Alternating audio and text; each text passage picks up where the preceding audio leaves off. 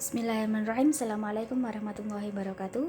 Saya Nur Saidah Hasanah dari kelompok 3 ingin mempresentasikan makalah kelompok kami yang berjudul Ilmu Kodifikasi Al-Quran.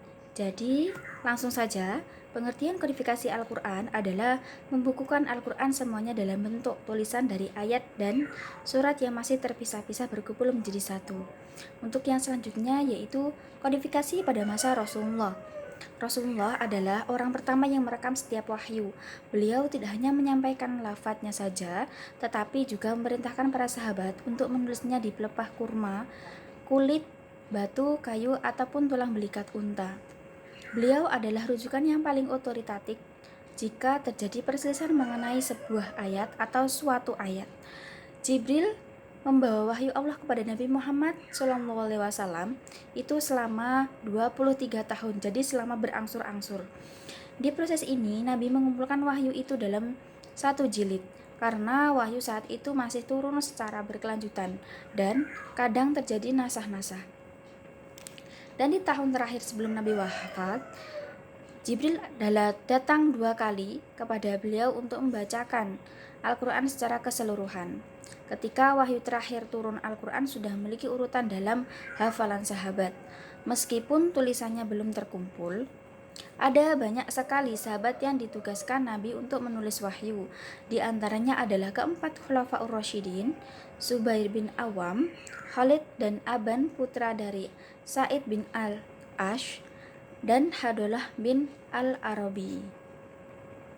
Untuk yang ketiga yaitu kodifikasi pada masa Abu Bakar As-Siddiq. Abu Bakar As-Siddiq memodifikasi Al-Quran sesuai perang Yamamah tahun ke-2 Hijriah. Perang antara muslimin dan kaum murtad atau pengikut Musailamatul Khadzab, di mana 70 orang hufaz ternama yang gugur. Melihat kenyataan itu, Umar bin Khattab merasa sangat khawatir, lalu mengusulkan supaya diambil langkah untuk kodifikasi Al-Quran. Pada awalnya, Abu Bakar RA merasa ragu. Namun, setelah dijelaskan oleh Umar bin Khattab tentang nilai-nilai positifnya, ia menerima usulan tersebut, dan Allah melapangkan dada Abu Bakar untuk melaksanakan tugas yang mulia itu. Ia mengutus Zaid bin Thabit dan menyuruhnya agar segera menangani dan mengumpulkan Al-Quran dalam satu mushaf. Mula-mula Zaid pun merasa ragu, namun kemudian ia pun dilambangkan Allah sebagaimana halnya Abu Bakar dan Umar bin Khattab. Dan untuk yang terakhir yaitu kodifikasi pada masa Utsman bin Affan.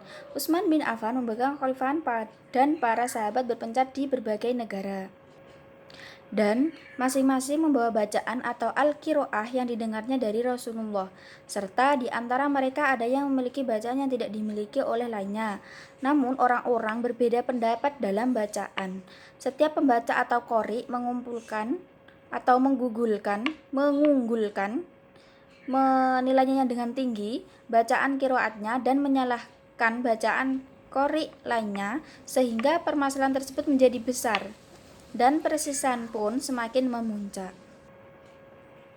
Kenyataan ini mengejutkan Utsman, dan dia merasa khawatir bahwa akibat dari perselisihan yang buruk ini akan mengurangi keyakinan terhadap Al-Quran Al-Karim dan bacanya yang telah pasti, dan merupakan dasar pengagang atau pegangan kaum muslimin serta kesatuan mereka yang agung. Mungkin cuman itu yang bisa dapat saya sampaikan. Kurang lebihnya saya mohon maaf. Akhirul kalam. Wassalamualaikum warahmatullahi wabarakatuh.